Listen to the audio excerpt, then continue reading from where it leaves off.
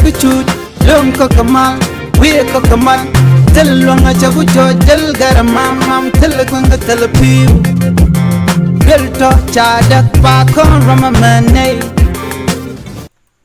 anar mala kenyam yagmal kanwar online tv kajan gwasma banrach bana jelinkel awraja dan bana lat cha laro dr mintuel cha yer nam to ka kur ka tin pen ka piu jal re year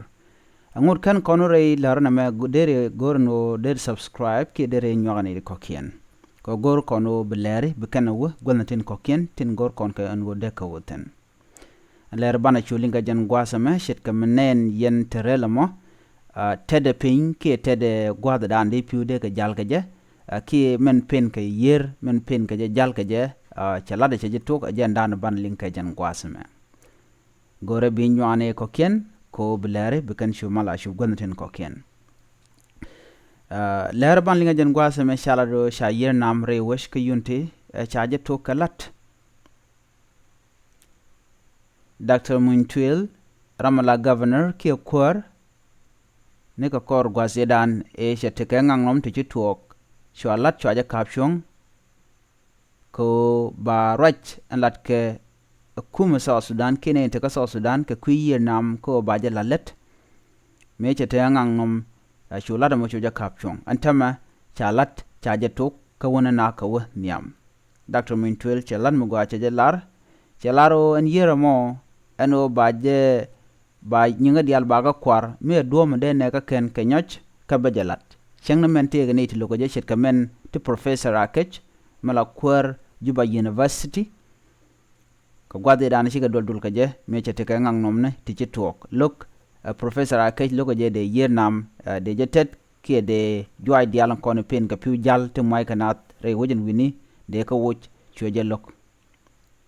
genete ke result banang ke kwakto banang te bore which keje chaju atente re year ke tin pen ke piu jal to ke mo ke ken tamare which en wini chala do shi trele ne wo en wini te kam ke joera re year shikan ladin kana to ko wo ke jenen dito kon tin re year tin pen ke piu pen ke jal chala do en me peno ba juaj wire year nam o chete kerik ti shitwore which ka South Sudan te kene ti lokajeno de year mo de jetet ko de piu kule loñ eno bi piu bi ko loñ ko chaje lugo ne te konte lokaje wa gwade dan chwa na mo chaje kapchong dugno teme chala do mo chaje tok tele ram bi je kapchong ko ngweno de nas de ketek ko year mo nagana na piu ko na gwada dan ci nyoche ben la na la ka moya chit ke meje kon Dr. Mintuel kene pro akech ala kwar Juba professor akech ala kwar Juba re wike South Sudan kwar University Juba ke jam Juba me ci ngang nom ci kana ngaka chenge dan chete ko ngwane ken kalat chala do entama cha torbiyele tidi dang raw ke diok cha ga jako to ga ladamo chala do chipu chikan jal to kan tama lo geke je o betete go to tokten janyo galat ben o ba tok ne jal kam ju ba kene bentiu ke jen re yera mo ke jen kor padame chala do en reali yera ma ka dorkel mibi putin kon tin pin kana jala won ke joiden kon den chero den la de dumni kon kam bentiu kene juba yera mo chetiang ke juaitel domo na kaje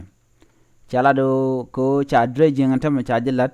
ki ted year kano ba nyinga dial ba ka kwar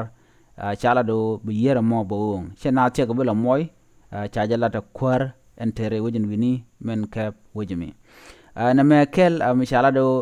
kejen payeme Juba kamde kene bintiu balwar bna buga jal ke voni ke buga jal karet ko bi pin balwar betel melel dol takan kam na me jaro jadana shanung ya ke jan gwasme re wich en wini ko sha yer mo chaja tok ka mi wich ke jan kana juachen content pen ka piu tin pen ga jal ko re wich en wini la tungwana long la kana twok shit ko piu mo kana joy ka mo kana ka to kan dial kerik to gorgo de kap chungan tama mi sha je la de sha ja tok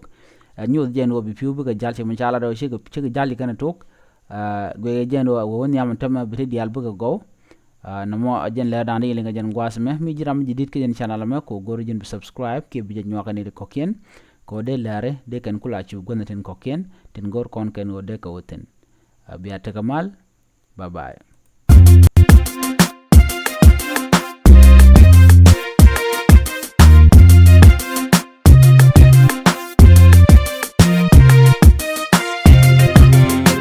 Chagu chut lom ko kamal we ko kamal tel longa chagu cho del garamam mam tel gonga tel piu bel to cha dak pa kon ramamane